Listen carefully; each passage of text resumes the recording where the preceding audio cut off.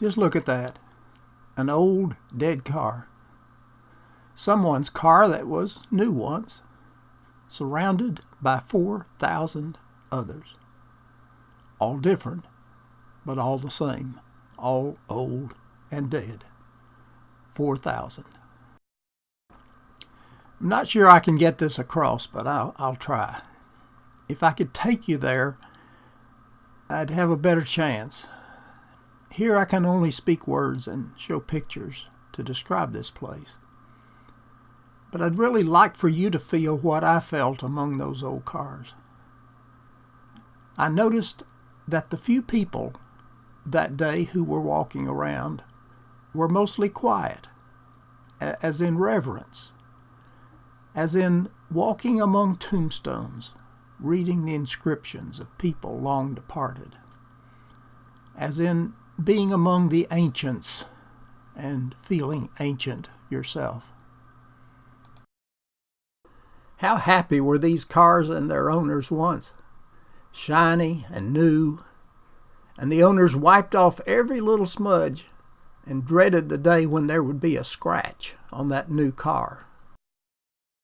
Now here's a record of sudden death, dead car and dead people inside it. Lots of cars like that out here.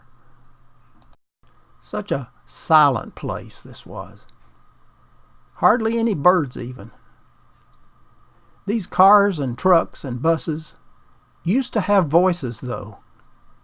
What a sound it would make if all of them could just sound their horns together again like a chorus, like saying, "We're here. We used to be alive and well. We were something in our day. Don't forget our day." Police car now. Cartersville, Georgia. See that back seat? No telling how many unhappy people rode in that seat to jail or to the courthouse. Young kids sometimes, scared to death of what their parents were going to do when they found out. Volkswagen van. I always wanted a Volkswagen van, never had one. I had the Bug, I had the station wagon, and I had the Karmann Ghia. I love my Karmann Ghia. We'll see one, I think. Okay, the Wayne Feed Store in Murphy, North Carolina. I never knew the store, but I did know Murphy. It used to have a small airport with a wonderful grass landing strip. I flew in there and landed numerous times. Could have been about the same time as this truck. During World War II, they quit making cars. Car makers turned to Jeeps and tanks and things like that. And gasoline was rationed. There was no pleasure driving. A lot of families just kept their car parked until the end of the war. Volkswagen. I had a Volkswagen like that once.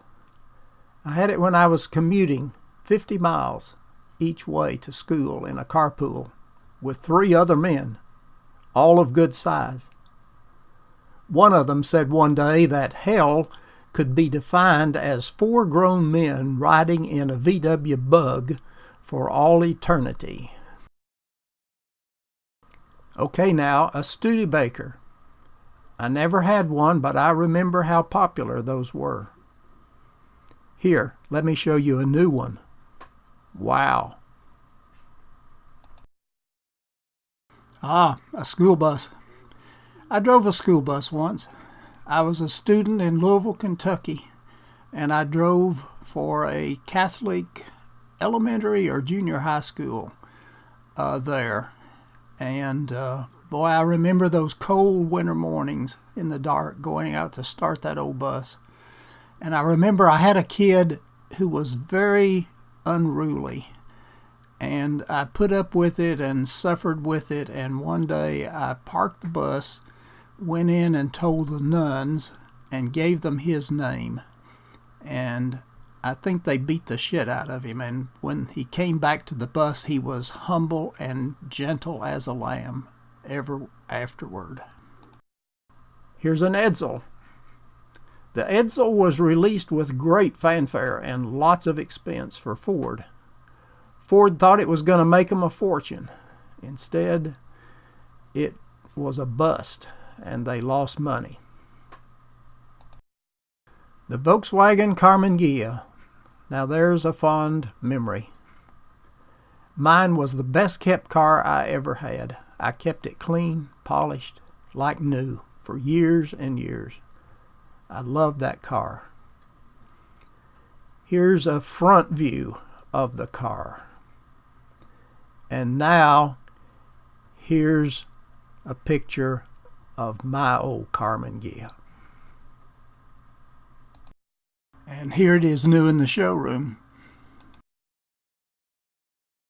That car's a 1954 Ford. I used to have one of those, a 6-cylinder with overdrive. I went on my honeymoon in a car like that. Great car. Now, here's a new one, white sidewall tires and all. Let's do another before and after. Cadillac, 1953. Like it ended up, and like it started out. I know this is silly, but have you ever walked in a cemetery and imagined, what if all those dead people could just reappear as they were in life? Well, I imagine that same thing here in this automobile graveyard. I imagined all these dead hulks just rising up, changing, being transformed, and shiny new like they were once. What a sight that would be. 4,000 of them. We have a Dodge there. The late great Harry Chapin spoke of this car in one of his great songs. We learned of love in the back seat of a Dodge, he sang. In the back seat of cars like that, you could make out, as they called it. They were portable bedrooms, as some people called it. You wonder if all these cars could talk, the stories they might tell. When I was in high school in Maryville, Tennessee, there wasn't much actual sex between boys and girls, at least that I knew of, and I think I would have known about it. The parents and preachers made sure of that.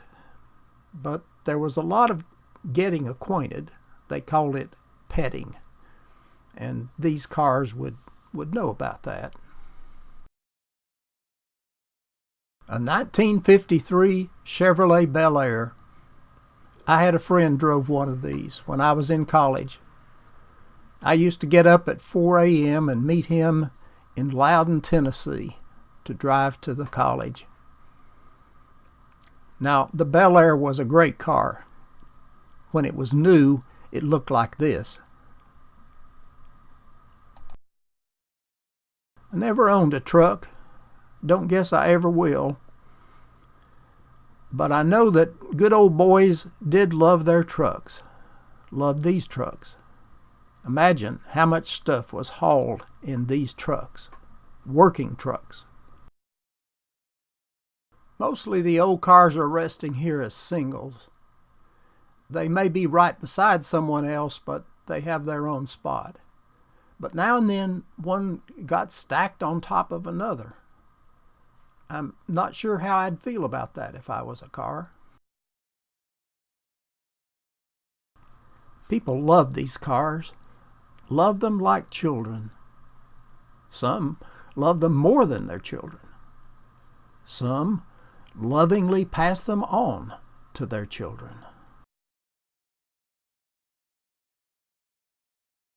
These are just a few stories, a few thoughts, a few memories.